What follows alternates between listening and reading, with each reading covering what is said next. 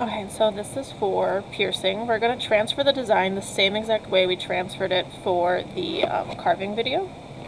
Make sure I'm in view. Here we go.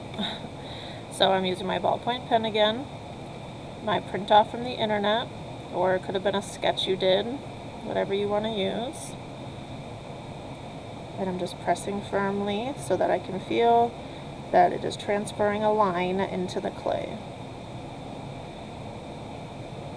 And you could do this even if you just want to do a repetitive shape. You could draw the shapes on Google Doc and then, just copy paste a bunch of them so that you have a couple templates to do if you were going to do something like that.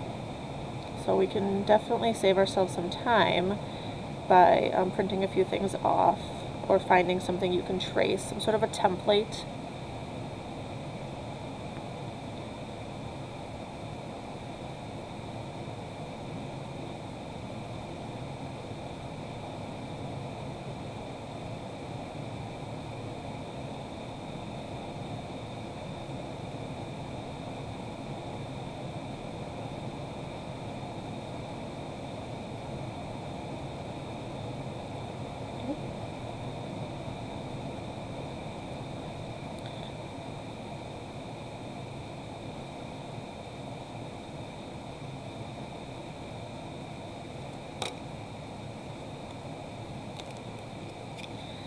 And you can see the pattern is lightly in there.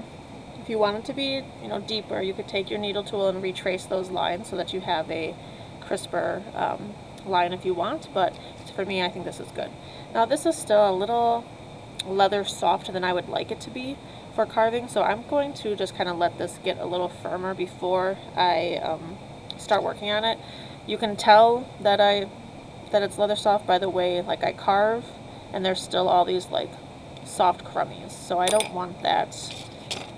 That'll make more work for me in the cleanup process if I start trying to pierce these patterns out now. So I'm going to wait till this is much firmer. Okay.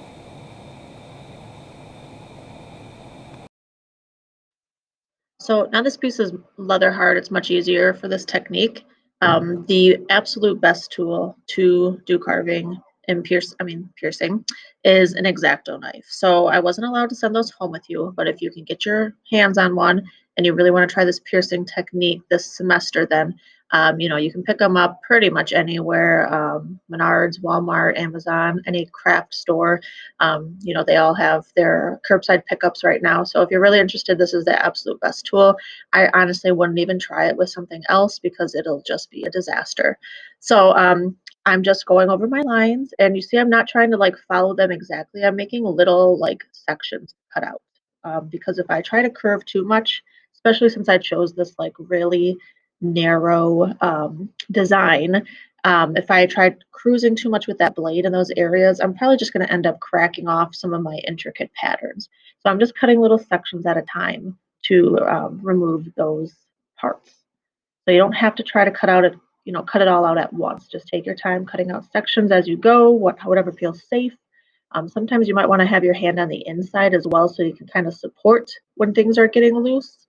But then I'm just going to keep cruising along here, cutting everything out. And then at the end, we'll clean it up using either a wet paintbrush dipped in water or a rubber tip tool dipped in water or like a Q-tip dipped in water, any of those things to clean up any of those rough tool marks, okay?